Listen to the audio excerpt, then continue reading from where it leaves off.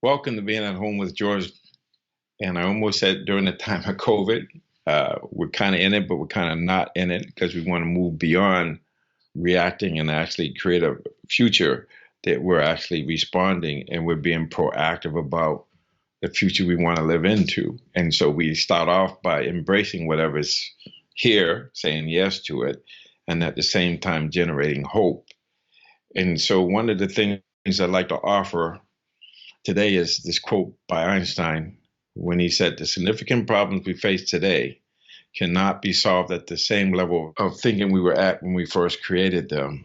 And so I would submit that the significant problems we face today is this feeling of entitlement to just be expressive of anger, hostility, violence, hate speech, destruction, fear-based blaming, making people wrong, and using force.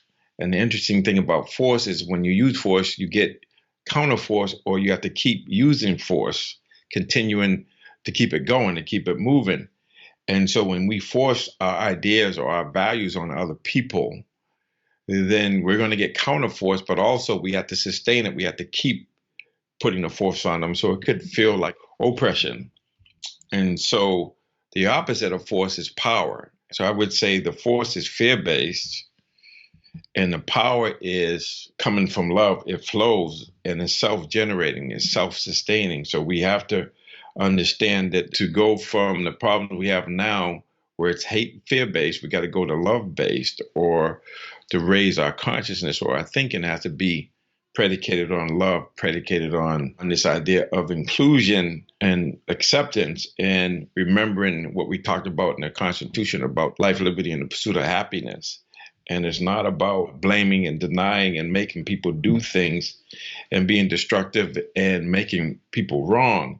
And there's so much of that. And I could see it even when I'm driving around and when I decide to let someone in. Very often when I let them in, they just kind of look at me like, "What took you so long?" Instead of, "Oh, thank you, I appreciate that." Just a little gestures, a little connection and identification of each other. That doesn't seem to be there. I was talking to a friend the other day, and she's a nurse and works in a hospital, and I was really taken aback to the amount of hatred, anger, frustration, hostility that people in the hospitals are experiencing, because people come in and they're angry that things are not happening.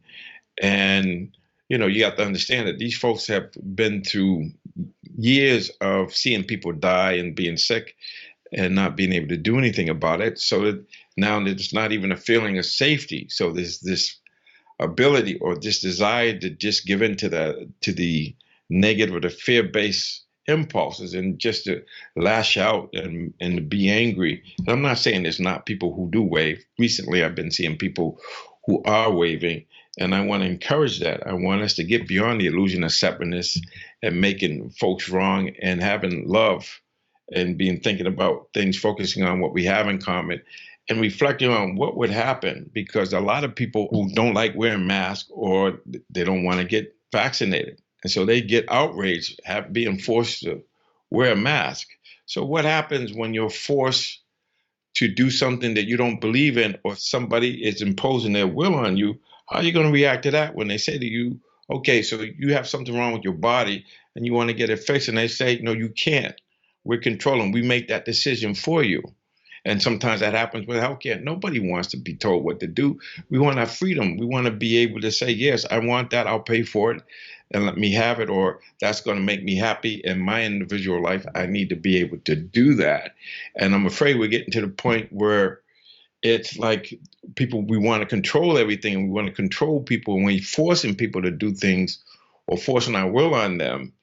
And you're going to get counterforce, and then there's no flow, there's no love there, and that is not helpful. And as Lincoln said, "A house divided against itself will not stand." And so we have to figure out how to get beyond talking at each other and realizing that we're human beings and we all want liberty, life, and the pursuit of happiness. We want to get to a place where we can be ourselves. We can agree to disagree, but why should I impose my will on you where you're doing something that I don't believe in that's not harming you or is something that you need to do, like life-saving or whatever it is. As Americans, we've been led to believe that we have freedom and that some things we do for the greater good.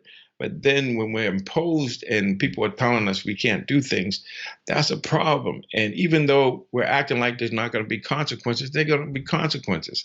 A lot of suffering, and just not being able to get to a place where we're inclusive, like the love thing, and we're looking to construct things.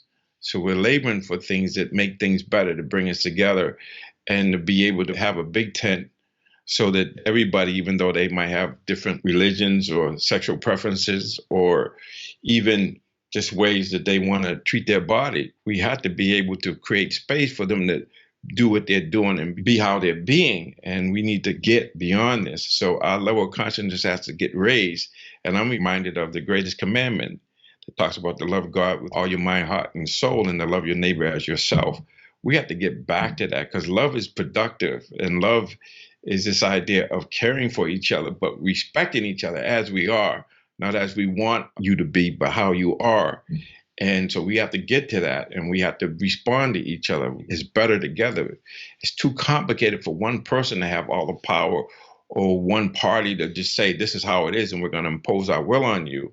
It has to be some way of coming together as a people to be more inclusive, to be more loving, and to understand that the consciousness or the thinking we're at now is not going to solve the problem. We have to get to another level of consciousness. And I'd say love is the way to go. And if we can do that, and we can get back on track so that we can get back to life, liberty, and the pursuit of happiness in a way where we're not making each other wrong, and we understand that I and the other are one.